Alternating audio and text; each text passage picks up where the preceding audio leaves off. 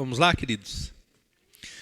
Ainda falando um pouquinho sobre a oração de imprecação, queria só lembrar você aqui uma passagem bíblica que fala sobre uma maneira equivocada, né, em que os próprios discípulos se colocaram. Está lá em Lucas capítulo 9, versículo 52. Os dois discípulos aqui de Jesus, o apóstolo Tiago e o apóstolo João, eles se deparam com uma situação onde as pessoas não se submetem ao ensino de Jesus, né? E João e Tiago, eles ficam ali indignados, e eles até propõem para Jesus a oração, né, que levaria a cair fogo do céu e consumiria aquele povo, né? Então, o que está acontecendo? Eles estão sendo movidos por uma indignação do próprio coração deles, e eles fazem essa proposta: ó Senhor Jesus, o Senhor quer que nós oremos e mandemos cair fogo do céu e consuma essas pessoas? E Jesus fala para eles: olha, vocês estão equivocados, vocês não entenderam de que espírito vocês são. Eu levantei vocês para abençoar, não para amaldiçoar, né? Então, esse é um exemplo aqui de uma oração de imprecação, né, que estava sendo feita, ou estava prestes a ser feita no momento errado. O texto diz assim: e enviou mensageiros à sua frente, indo estes, entraram num povoado samaritano para lhe fazer os preparativos. Mas o povo dali não o recebeu, porque se notava em seu semblante que ele ia para Jerusalém. Ao verem isso, os discípulos Tiago e João, que inclusive eram chamados de filhos do trovão, por que será? Queriam mandar cair raio sobre a cabeça de todo mundo, né? O temperamento desses dois não era dos mais fáceis.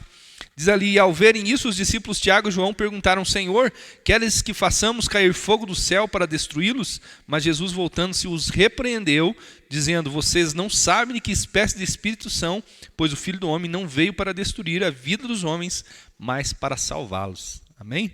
A próxima oração aqui é a oração de confissão, ou oração de arrependimento. Para mim, desde muito cedo na fé, é uma das orações mais importantes. Se tem uma oração que tem poder para mudar a nossa vida, é a oração de confissão. Se tem uma oração que tem poder para transformar a nossa vida, é a oração movida por arrependimento. Todas as nossas orações deveriam ter um pouquinho de oração de confissão, um pouquinho de oração de arrependimento. Por quê? Eu peco todos os dias, não sei você, né? Com pecados diferentes, em situações diferentes, com atitudes diferentes, mas essa convicção está em mim.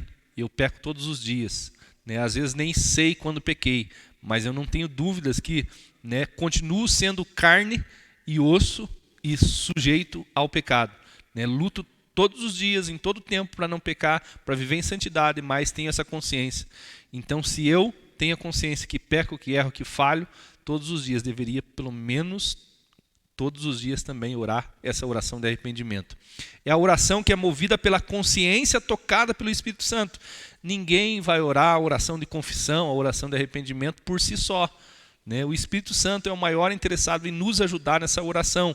É a oração que é movida pela consciência tocada pelo Espírito Santo. Em arrependimento reconhecemos e admitimos ações e condutas erradas, ou seja, é o momento onde nós contamos, declaramos espontaneamente os nossos pecados a Deus a fim de obter dele o perdão. Muitos momentos da Bíblia você vai ver pessoas orando a oração da confissão, a oração do arrependimento, em favor de uma cidade, em favor de uma nação. Nós vamos ver no final da mensagem o profeta Daniel orando, né, pelos judeus, pedindo perdão pelos pecados de Jerusalém, pedindo perdão pelos pecados, né, do povo dele, né? E às vezes nós vimos aqui, de certa forma, o Jó orando, fazendo confissão pelos pecados, pelos possíveis pecados do próprio filho, né? Então, se nós temos exemplos nesse nível, nós precisamos entender que a oração de confissão por nós mesmos é muito, muito importante, porque essa oração é que literalmente nos tira do lugar de condenação e nos coloca no lugar de perdão. Então, sem arrependimento não há perdão. Sem perdão nós estamos ainda dentro de um contexto de condenação, estamos, né, mesmo que conscientes da verdade, caminhando no erro. Então nós precisamos orar, né, consistentemente essa oração do arrependimento, essa oração de confissão. Eu confesso, eu admito, eu, né, aceito que sou falho. Veja o que diz aqui em Salmos 32, versículo 3. Enquanto escondia os meus pecados, o meu corpo definhava de tanto gemer. Quer dizer, enquanto, né, o salmista aqui, ele se nega a reconhecer os seus pecados em oração diante de Deus, ele está sofrendo, ele está vendo o seu corpo definhar. E ele ainda diz aqui, pois de dia e de noite a tua mão pesava sobre mim. Na verdade, não é que Deus estava pressionando, oprimindo o salmista, é que o pecado dele estava fazendo isso por si só. Né? Às vezes você vai ver um texto lá em que a Bíblia fala assim, Deus matou tal pessoa. E a gente pensa, meu Deus, Deus não é amor? Como que ele matou? A interpretação das Escrituras é muito importante nesse momento. Quem matou, na verdade, foi o pecado dela. Né? É uma expressão do tipo, né, Deus matou, mas a gente sabe que é o pecado da pessoa que levou ela à morte. Então você não precisa pensar mal de Deus por isso. Pois de dia e de noite a tua mão pesava sobre mim, minha força foi se esgotando como em tempo de seca. Então reconheceu como? Em oração, né, diante de ti coloquei o meu pecado e não encobri as minhas culpas. Eu disse, confessarei as minhas transgressões ao Senhor e tu perdoastes a culpa do meu pecado. A melhor parte está ali no final, né? E tu perdoastes a culpa do meu pecado. Então, oração e confissão. Não fique acumulando pecado, querido, situação errada da tua vida. Não queira pedir perdão no atacado. Às vezes a gente fala, não, hoje não vou pedir perdão, vou acumular mais um pouco de erro de pecado. Faça isso o mais rápido possível. Se você percebeu que errou, né? Por que deixar o pecado agir na tua vida por mais um dia? Porque se você pecou, você abriu brecha. Você criou, né, uma possibilidade para o inimigo tocar a tua vida. Você pecou, percebeu que pecou, ore imediatamente, se arrependa imediatamente, faça essa oração e feche a brecha. Às vezes você fala, não, depois eu oro. Não importa se é 1 minuto, 1 hora, 1 dia, um mês, 1 semana, é o espaço onde que você abriu brecha na tua vida para o inimigo estar agindo. E aqui o salmista deixa claro, né, que quando nós oramos dessa maneira em arrependimento e confissão, nós fechamos a porta para o inimigo e, né, somos alcançados pela misericórdia de Deus. Salmos 38, 18 diz assim, confesso a minha culpa, em angústia estou por causa do meu pecado. Aqui o salmista está fazendo a mesma coisa, né, confessando, uma oração de arrependimento, uma oração de confissão. Então, oração de confissão é algo que é espontâneo e com a ajuda do Espírito Santo nós colocamos as nossas falhas, as nossas limitações, os nossos pecados diante de Deus. Amém? Oração em espírito. Como eu já disse, todas as nossas orações devem ser movidas, auxiliadas, direcionadas, discernidas pelo Espírito Santo. Então, essa expressão ela não está dizendo, né, que é uma oração feita pelo Espírito de Deus em nós, né? Mas ele está dizendo, essa expressão oração em espírito está falando de uma oração silenciosa.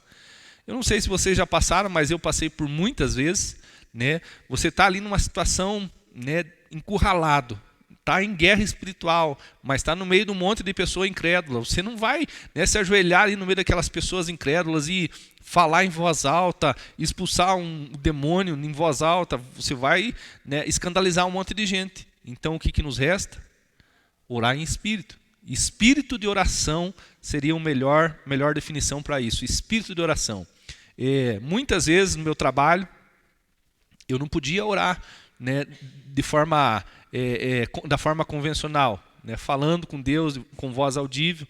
Então, por estar no meio das pessoas, às vezes eu ia lá no banheiro, me trancava, orava, mas às vezes eu não tinha essa possibilidade, então eu estava ali, dentro de mim, orando. As pessoas não precisavam saber, as pessoas não precisavam ouvir aquela oração, mas eu tenho essa convicção de que Deus ele estava me ouvindo, porque há uma conexão, né, entre o Filho de Deus e o próprio Deus. Então, é essa oração, a oração em espírito ou espírito de oração. Veja o que diz em Efésios 6,18. Orem no espírito em todas as ocasiões. Em algumas versões da Bíblia, essa frase está escrita assim, orem no espírito em todo tempo, né?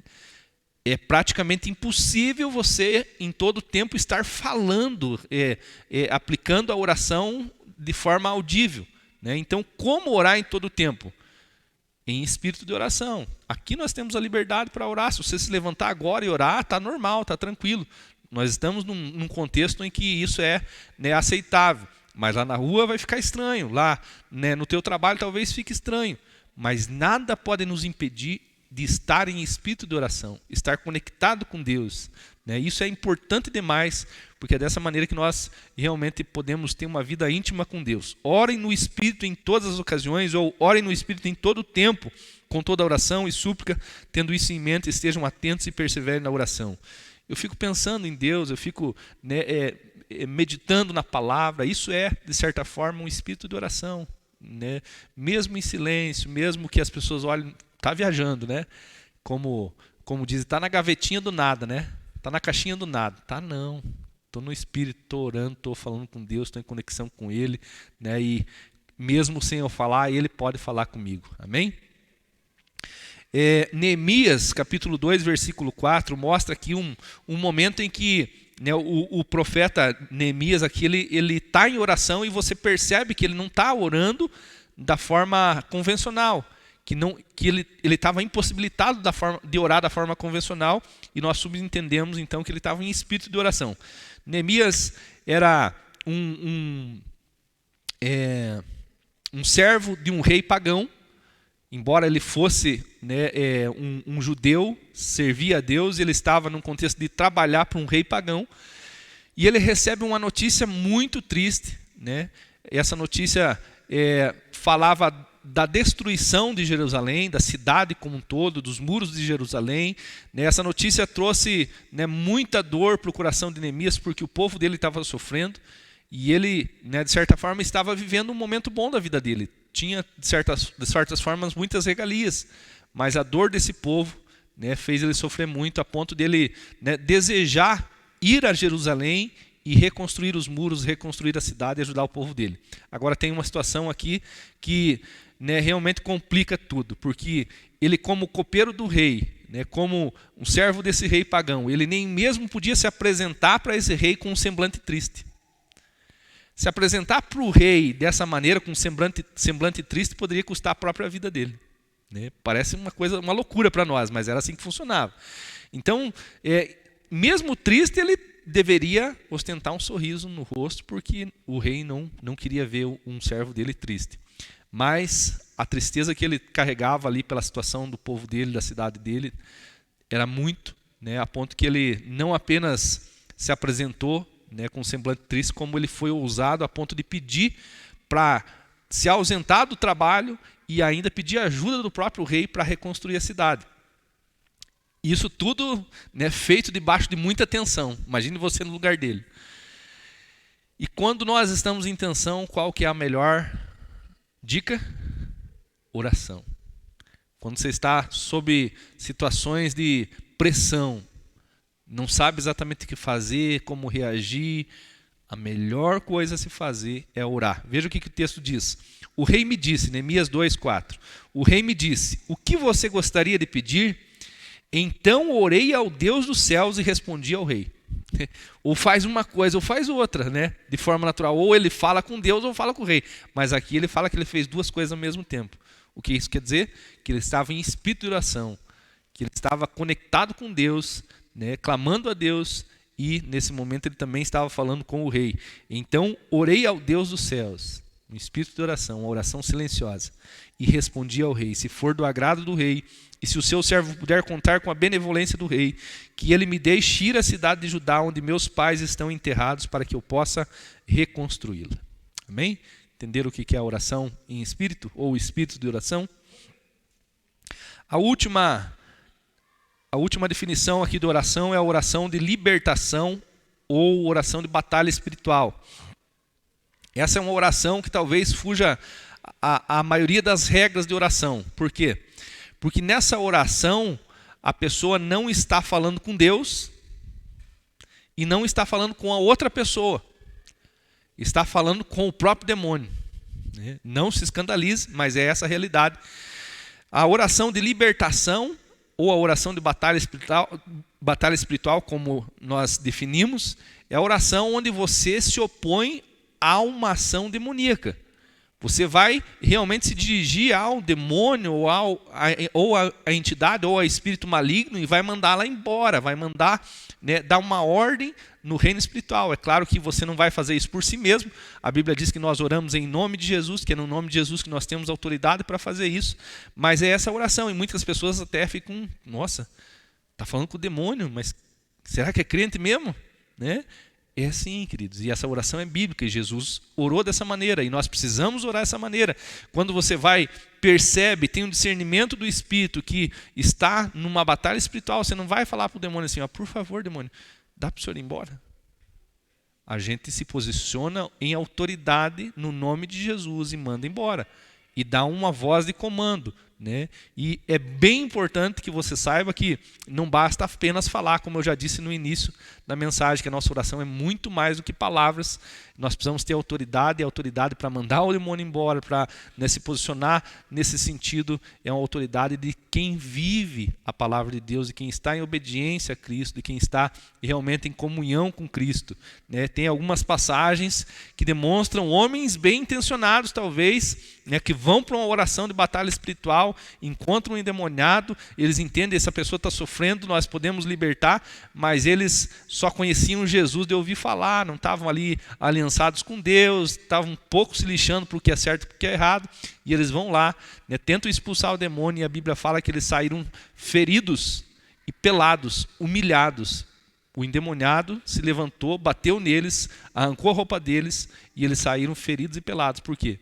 Sabiam como deveriam orar, mas não estavam vivendo em santidade, não estavam vivendo em obediência, não estavam vivendo, né, na prática a vida com Deus. Então, mais uma vez, oração não tem a ver só com falar bonito ou falar o que é certo, tem como, né, princípio fundamental uma vida, né, de santidade. Amém? Veja o que fala a Bíblia lá em Marcos 1:24 sobre essa oração de batalha espiritual ou oração de libertação. O que queres conosco, Jesus de Nazaré? Quem que está falando aqui? O espírito imundo. Ele se dirige para Jesus. O que queres conosco, Jesus de Nazaré? Viestes para nos destruir? Sei quem tu és, o Santo de Deus. E agora Jesus responde, cale-se e saia dele. Jesus não está falando com o Pai, não está falando com o Espírito Santo, não está falando com a pessoa que está ali sofrendo a opressão. Jesus se dirige ao espírito maligno. Cale-se e saia dele, respondeu Jesus. O espírito imundo sacudiu o homem violentamente e saiu dele gritando. Quer dizer, tudo se resolveu, tudo ficou bem. Aquela pessoa foi liberta, né? Passou a viver uma vida digna, né, diante dessa oração de batalha espiritual, de libertação. Tiago 4:7, né, estabelece o princípio aqui para que essa oração de libertação ela seja eficaz. Tiago 4:7 diz assim, portanto, submetam-se a Deus e resistam ao diabo e ele fugirá de vós. Quer dizer, o princípio da oração de libertação, de batalha espiritual, começa na obediência a Deus, em se submeter a Deus, e se conclui quando nós mandamos o inimigo embora, e ele tem que obedecer não porque nós somos bons, não porque nós somos poderosos, porque nós estamos em comunhão com Deus, e Deus nos deu essa autoridade no nome de Jesus. Amém? Isso é muito importante. Essa é a última definição de oração aqui que eu gostaria de mostrar para vocês. Agora, eu queria aproveitar para trazer alguns direcionamentos para como as nossas orações deveriam ser feitas.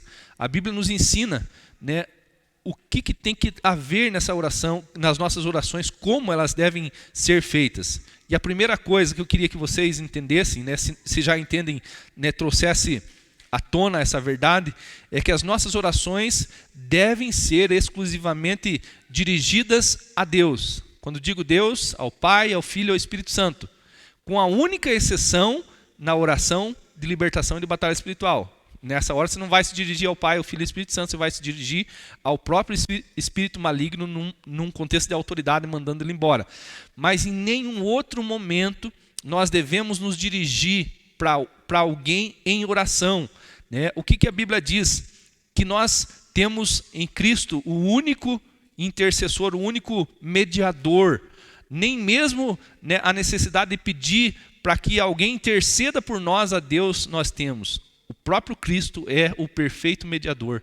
E as nossas orações devem ser feitas em nome de Jesus e se dirigir ou ao Pai, ou ao Filho, ou ao Espírito Santo. Nunca aos anjos, queridos. É bem provável que a maioria aqui tenha aprendido a orar a oração do Santo Anjo. Parece inocente. Mas se você ler as Escrituras, você vai ver que os anjos, em vários momentos, rejeitaram ser adorados. Eles rejeitaram qualquer tipo, né, de contato, de adoração entre as pessoas e eles mesmos. E, além disso, a Bíblia, em vários momentos, nos ensina que isso é abominação a Deus, que nós nunca, em hipótese nenhuma, deveríamos orar pedindo para um anjo, pedindo para um santo, pedindo para uma entidade. Isso não deve acontecer. Não é porque o pastor está falando, não é porque é um ensino da igreja tal. Eu tenho muito cautela, porque, né, quando eu descobri isso, eu achei que era a pessoa tentando me convencer que eu estava errado e que ela estava certa. Mas quando a gente vai para a Bíblia, a gente entende que Deus não aprova isso. E que, pior do que Deus não aprovar, quando nós fazemos esse tipo de oração, nós estamos abrindo mais uma vez uma brecha. Porque você está fazendo uma oração para o santo, para o anjo, para o tal. Mas quem que entra nessa brecha? O próprio Satanás. O próprio Satanás. Então, isso é muito importante. E eu faço questão que você se aprofunde nisso, que você não fique só com esse ensino, né? Vai ler a Bíblia. Se você precisar de mais fontes, de mais textos de referência, eu posso providenciar para você. Mas entenda isso, com exceção da oração de batalha espiritual, ninguém mais deve receber a tua oração. Somente o Pai, o Filho e o Espírito Santo. Olha aqui em Salmo 65:2. Ó tu que ouves a oração, a ti virão todos os homens. A ti virão todos os homens. A ti deverão vir todos os homens. Ó tu, Senhor, que ouves as orações. Lucas 11:2. Ele lhes disse, quando vocês orarem. Essa é a oração que o Senhor ensinou aos discípulos. Quando vocês orarem, digam Pai. Quer dizer, única e exclusivamente a oração de vocês deve ser ao Pai. Quando nós falamos do Pai, falamos do Filho e do Espírito. Quando falamos do Filho, falamos do Espírito e do Pai. Há uma trindade aqui nesse Pai. Ele lhes disse, quando vocês orarem, digam Pai, santificado seja o teu nome, venha o teu reino, faça-se a sua vontade. Amém, queridos? Outra coisa importante sobre a oração. As nossas orações devem ser feitas em nome de Jesus. A Bíblia fala que lá no Antigo Testamento, né, e isso é simbolizado no tabernáculo, havia um véu que separava as pessoas de Deus. Deus estava num ambiente e as pessoas não podiam entrar naquele ambiente. E aquele véu simbolizava o pecado. Vocês já leram isso? O que aconteceu quando Jesus morreu na cruz por nós?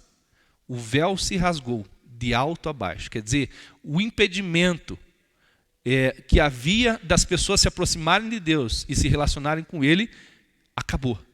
Acabou. E é bem interessante que a Bíblia diz que o véu se rasgou de alto a baixo. Quer dizer, não, Deus quis que as coisas ficassem totalmente esclarecidas. Porque se o véu tivesse se rasgado de baixo para cima, alguém poderia dizer, não, mas foram lá e rasgaram. Mas o véu se rasgou de alto a baixo. Quer dizer, aonde ninguém poderia fazer isso aconteceu. Para deixar bem claro que Deus tirou a necessidade de que um sacerdote, que um homem ou uma mulher ou quem quer que fosse, a não ser Jesus, estivesse ali como mediador entre nós e Deus. Então nós temos liberdade para orar a Deus. Você não precisa de nenhum intercessor, intercessora, né? Não precisa nem mesmo pedir oração para alguém. Nós fazemos isso, pedimos oração no sentido de, né, orarmos em unidade. Mas você pode fazer a tua oração aonde quer que você esteja. E essa oração vai chegar na presença de Deus. Porque Ele quebrou, que Ele, em Jesus, o véu do templo se rasgou. Amém? Vamos lá. Tem bastante coisa importante, queridos. João 16:24 diz assim: até agora vocês não pediram nada em meu nome. Peçam e receberão para que a alegria de vocês seja completa. Quando nós oramos, né, você já deve ter prestado atenção, a gente sempre ora em nome de Jesus. Abençoa o Gerson. Em nome de Jesus, cura fulano. Em nome de Jesus, liberta fulano. Por que essa oração insistente em nome de Jesus? Porque Jesus é aquele que nos dá autoridade para orar. Por exemplo, Tiago, lá no livro de Tiago, fala assim que a oração do justo é poderosa e eficaz. Né? Mas eu não sou justo. Eu sou justificado por Deus, mas eu não posso me considerar o justo, eu não sou o perfeito. Quando nós oramos em nome de Jesus, nós oramos em nome do justo. E Deus responde à oração que é feita em nome do Senhor Jesus. O inimigo tem que se submeter à oração que é feita em nome de Jesus. Não adianta eu bater no peito e dizer, olha, eu sou pastor e você vai ter que sair, Satanás. Eu vou sair de lá ferido e envergonhado. Porque O inimigo não se submete a uma autoridade humana, não importa se é presidente, não importa se é pastor, não importa se é ninguém. Nossa oração tem poder quando ela é feita em nome de Jesus, porque Jesus é o justo. Jesus é aquele que deteu a morte, aquele que triunfou sobre a morte, é aquele que nos deu vida. Amém, queridos? Então a nossa oração deve ser sempre feita em nome de Jesus. Deve ser feita com fé, é uma coisa que praticamente é desnecessária falar, mas a nossa oração tem que ser feita com fé. Nós precisamos crer, né, que Deus existe, que Ele abençoa. A palavra de Deus diz assim que quando nós nos relacionamos com Deus, nós precisamos entender que Deus ele tem alegria, tem prazer em nos abençoar, que Ele é galardoador, presenteador daqueles que o buscam. Então a nossa oração tem que ser feita com fé, sabendo que Deus ele tem prazer em responder a nossa oração. Hebreus 11:6, sem fé é impossível agradar a Deus, pois quem dele se aproxima precisa crer que ele existe e que recompensa aqueles que o buscam. Nós precisamos crer que ele existe, que ele é galardoador, que ele é presenteador, que ele recompensa aqueles que o buscam. Outra coisa importante, as nossas orações devem ser feitas por motivos corretos. É o texto que nós já lemos. Quando pedem, não recebem, pois pedem por motivos errados para gastarem seus prazeres. Então, muitas vezes, a nossa oração não vai ser respondida porque estamos orando, né, por motivos egoístas, por motivos errados, e Deus leva isso em consideração. Né? É bem importante que, se você quer orar uma oração certeira, ore a palavra de Deus. Porque se nós orarmos a vontade de Deus, é certo que Ele vai atender. E a melhor expressão da vontade de Deus é a palavra de Deus. Então, você quer orar por cura? Procure o texto que fala sobre cura. Ore a palavra de Deus sobre aquela situação. Né? A melhor maneira de orar seria orar baseado na palavra de Deus, porque essa oração seria o mais perto do perfeito. Amém, queridos? Ore com humildade. Né? Não adianta a gente se achar, né? Achar que Deus ele tem que responder minha oração. Porque isso, porque aquilo outro. A melhor maneira é reconhecer quem nós somos. Né? Tem um texto onde Jesus conta a parábola de duas pessoas que oravam. E diz que um dos homens batia no peito e dizia: Senhor, eu não sou como os demais homens, eu jejuo não sei quantas vezes por dia, eu dou o dízimo de tudo. E a Bíblia fala que aquele homem não foi ouvido. E fala de um segundo homem que nem mesmo ousava olhar para os céus e sabia que não merecia a resposta de Deus. Estava, né, realmente se humilhando ali na presença de Deus, e a Bíblia fala que aquele homem foi para casa justificado. Qual que é a diferença nessa oração? O coração, a postura de humildade. Né? Então, quando você for orar, não pense, né, que Deus se impressiona com a oração ou com a nossa postura. Não, vou orar de joelho porque a oração de joelho tem mais poder. Se você está de joelho porque está realmente quebrantado, glória a Deus por isso.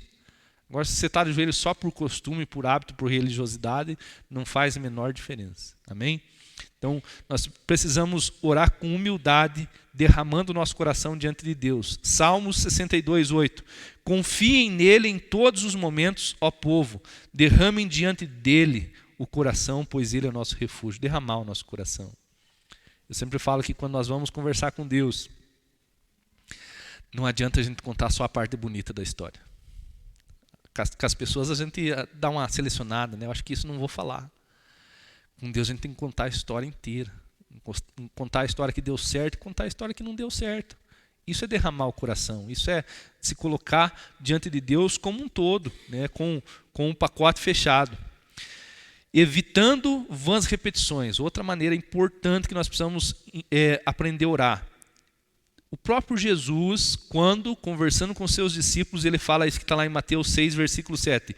E quando orarem, não fiquem sempre repetindo a mesma coisa, como fazem os pagãos. Eles pensam que por muito falarem serão ouvidos. Essa é uma recomendação do próprio Senhor Jesus. Né? Por quê, queridos? Eu entendo que aqui não é uma questão entre certo e errado. A questão é que a nossa oração ela deve, né, representar o nosso relacionamento com Deus. Com quem você conversa dessa maneira? Ô Gerson, tudo bem com você? Tudo bem com você? Tudo bem com você? Faz uma diferença? Não faz nenhuma diferença.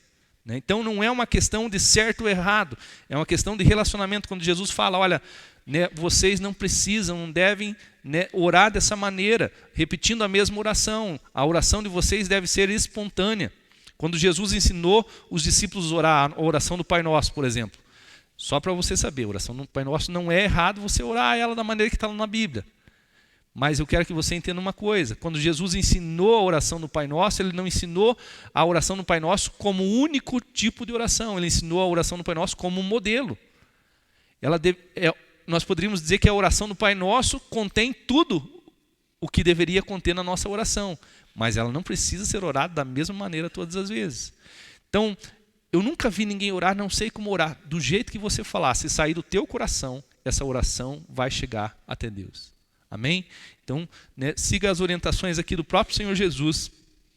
Quando orarem, não fique sempre repetindo a mesma coisa, como fazem os pagãos, e eles pensam que por muito falarem serão ouvidos. Então, não se preocupe com isso, queridos. Né, o que nós vemos nos nossos dias é mais uma tradição. As pessoas, tem alguém que bate no peito, olha, esse tipo é a oração certa. E eu não estou aqui ensinando você o tipo de oração que eu acho certo. Estou ensinando, né, tanto que a minha recomendação é essa. Presta atenção na palavra, porque o que eu falar aqui é só para que você compreenda. Não quero que saia nada de mim, né, a não ser o que está aqui na palavra de Deus. Agora uma pergunta. Existem condições para obter vitória na oração? Existem condições para que a nossa oração tenha resposta? A resposta é sim, existem, né? Primeira coisa, a gente precisa estar atento a alguns requisitos que a Bíblia nos ensina. Primeiro, orar de acordo com a vontade, que é a oração feita baseada na palavra de Deus. Se você orar pela tua vontade, talvez você não vai obter resposta, porque nós somos egoístas por natureza. E por mais que a gente se esforce, às vezes a gente pensa que está sendo humilde, mas está sendo bem egoísta, né? Eu até brinquei lá em Rebouças que às vezes a nossa oração ela é muito interesseira, né? Vamos supor que o Gerson estava devendo aqui para mim, e daí eu vou lá, de joelho na presença de Deus, Deus abençoa o Gerson. Prospera o Gerson, né? Depois que o Gerson me paga, ele fala, não precisa mais, Gerson. Pode deixar o Gerson do jeito que ele está mesmo. Né? Às vezes, isso aqui é um extremo, estou ensinando algo extremo, mas às vezes a gente é tão egoísta quanto esse exemplo que eu fiz. A gente ora, porque a gente precisa de alguma maneira que aquela pessoa seja abençoada. Depois que ela foi abençoada e que nós recebemos o que nós queríamos, a gente esquece aquela pessoa e foi embora. Né? Então nós precisamos orar de acordo com a vontade de Deus. 1 João 5,14. Esta é a confiança que temos ao nos aproximarmos de Deus. Se pedirmos alguma coisa de acordo com a sua vontade, Ele nos ouve. E se sabemos que Ele nos ouve em tudo que pedimos, sabemos que temos o que dele pedimos. Amém? Jeremias 29,13 nos ensina a orar com sinceridade, né, sem máscaras, sem tentar demonstrar aquilo que nós não somos. Diz assim, vocês me procurarão e me acharão quando me procurarem de todo o coração. Com fé, mais uma vez, essa é uma condição para que a nossa oração seja respondida. Marcos 11, 24. Portanto, eu lhes digo, tudo que vocês pedirem em oração, creiam que já o receberam. Uau! Né? Esse é um nível de fé diferenciado. Né?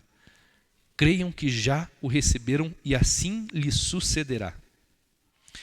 Devemos orar com justiça. Agora, mudando o exemplo aqui que eu falei do nome de Jesus, que estamos orando em nome do justo, em nós mesmos, né, precisa haver um senso de justiça, um senso de certo e errado, um senso de santidade. Né? Tiago 5,16, portanto, confessem os seus pecados uns aos outros e orem uns aos outros para serem curados. A oração de um justo é poderosa e eficaz. Aqui você vê, né, que até mesmo ali nesse contexto de justo está falando de um processo. Como que nós somos justificados? Nos rendendo a Deus, confessando nossos pecados, nos arrependendo. A justiça de Deus vem sobre nós dessa maneira, através do arrependimento, de uma postura de confissão. Né? Então, nós precisamos também andar em justiça. 1 João 3,22.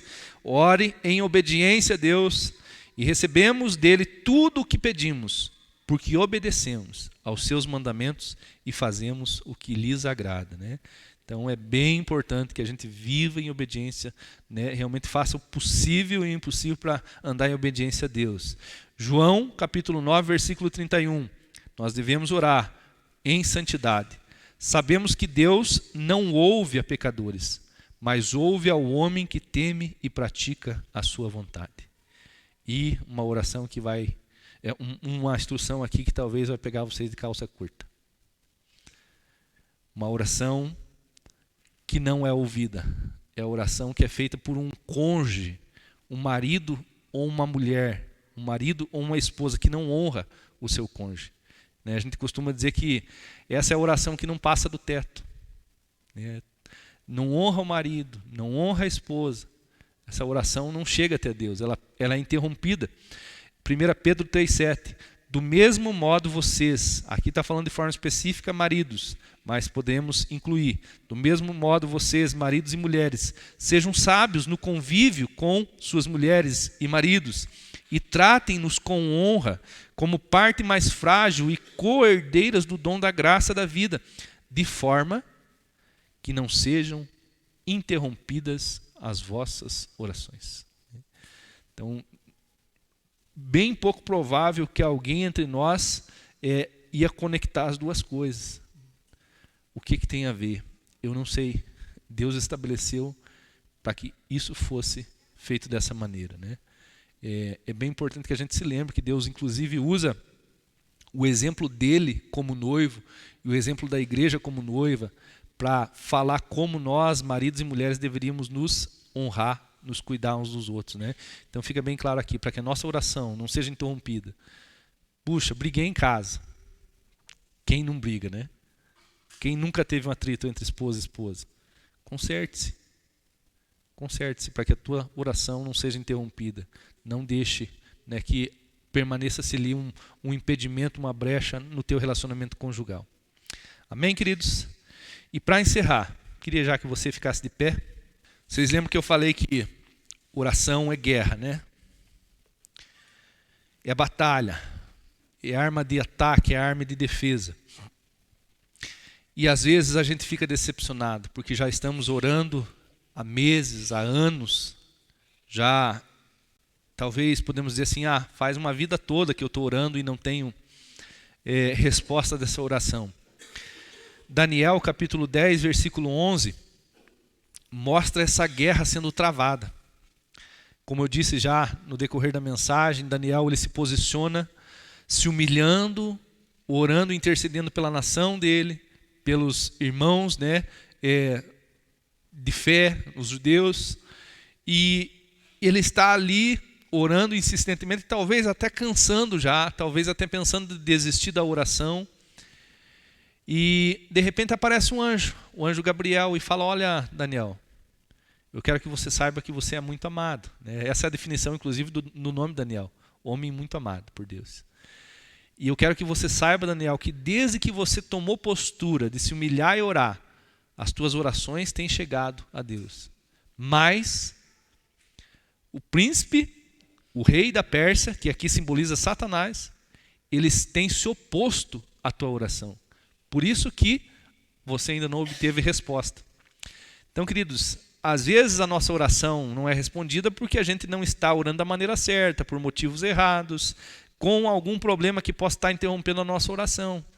Mas às vezes nós estamos orando da maneira certa, a nossa oração está chegando a Deus, mas você precisa entender que há uma guerra sendo travada para que a bênção, a resposta, o fruto dessa oração chegue até nós. E Satanás está em condição de batalha para interromper a resposta. Vamos ler que você vai entender melhor. Daniel 10, 11. E ele disse: Daniel, você é muito amado. Preste bem atenção ao que vou lhe falar. É uma recomendação para Daniel e para nós também. Preste bem atenção ao que vou lhe falar. Levante-se, pois eu fui enviado a você. Quando ele me disse isso, pus-me de pé tremendo. Eu imagino, né, como seria passar por essa situação, né, se deparar ali com um anjo. E ele prosseguiu: não tenha medo, Daniel. Desde o primeiro dia em que você decidiu buscar entendimento e humilhar-se diante do seu Deus, suas palavras foram ouvidas, e eu vim em resposta a elas. Mas o príncipe do reino da Pérsia, aqui uma figura de Satanás, se você procurar mais referências, você vai ver que esse príncipe do reino da Pérsia é uma figura do próprio Satanás.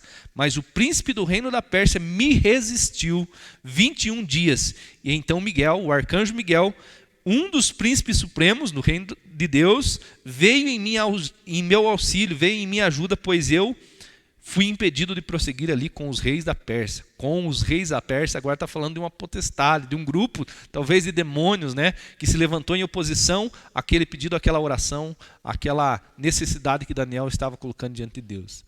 Então, queridos, entendam. Você pode dizer assim, pastor, se oração é guerra, é só não orar, né? Que nós não entramos em guerra. Eu só quero que você entenda uma coisa. Você pode, e você tem o direito, e tem essa escolha a se fazer. Mas se você está no meio de uma guerra e você decide não lutar, o que isso significa? Que você está rendido, que você está sob o controle daquele que está lutando contra você. Então, muitas vezes não nos sobram muitas opções em relação à oração, em relação ao reino de Deus. Ou nós nos posicionamos em oração, fazemos a nossa parte, lutamos pela vontade de Deus, ou nós estamos rendidos ao inimigo. Então eu poderia dizer, sem medo de errar, quem não ora está diariamente se rendendo aos desígnios do inimigo, está vulnerável, totalmente vulnerável, não representa nenhum impedimento ao inimigo. Então minha recomendação, passe a orar. Passe a orar. E aplique tudo aquilo que você aprendeu aqui, todos os tipos de oração, todas as recomendações que a gente passou aqui, que, né, você vai chegar perto, né, daquilo que Deus quer que você compreenda, né, sobre oração. Feche seus olhos. Pai, em nome de Jesus, nós oramos a Ti. Te agradecemos, Pai, pela Tua palavra, Senhor. Pela verdade, Senhor, que tem chegado aos nossos corações, pelo entendimento, Pai, que nós não teríamos sozinhos. Obrigado, Senhor, pelo Teu Espírito Santo nos ajudar, nos trazendo compreensão, discernimento, Pai, que no nome de Jesus nós não venhamos resistir ao Teu ensino. Pai, não é a intenção do nosso coração estabelecer qualquer ensino aqui humano, ideia, plano, estratégia humana. Nós apenas queremos compreender a Tua palavra e seguimos essas orientações. Eu oro, Senhor, para que cada um aqui se levante como intercessor, intercessor por si mesmo, intercessor por suas casas e famílias, intercessor por seu trabalho, intercessor pelas autoridades, intercessor pela Tua igreja, Pai, intercessores por aqueles, Senhor, que ainda estão vulneráveis e têm pouca experiência na fé, que nós possamos, Deus, nos posicionar e jamais, Pai amado, nos tornar vítimas voluntariamente de Satanás, que nós não venhamos, Pai, realmente, Senhor, nos negar a oração, mas que com toda a fé, Senhor, com toda a confiança, com toda a autoridade que vem do Teu nome, possamos combater, declarar a guerra ao reino espiritual e com a Tua verdade ao nosso favor, nós já sabemos que obteremos vitória. Eu oro em nome de Jesus, para que nessa noite, Senhor, o Senhor plante um desejo no coração de cada um que aqui está, para dizer sim ao chamado de intercessor, que no nome de Jesus nessa noite, Senhor, mais do que qualquer um de nós aqui, o Senhor pessoalmente possa ouvir um sim de cada um dos Seus filhos, para esse chamado, para ser um intercessor, para ser realmente um valente, uma valente no Teu reino, pelo Teu reino e por nós mesmos, pela Tua igreja, pelos Teus propósitos, em nome do Senhor Jesus. Amém e amém.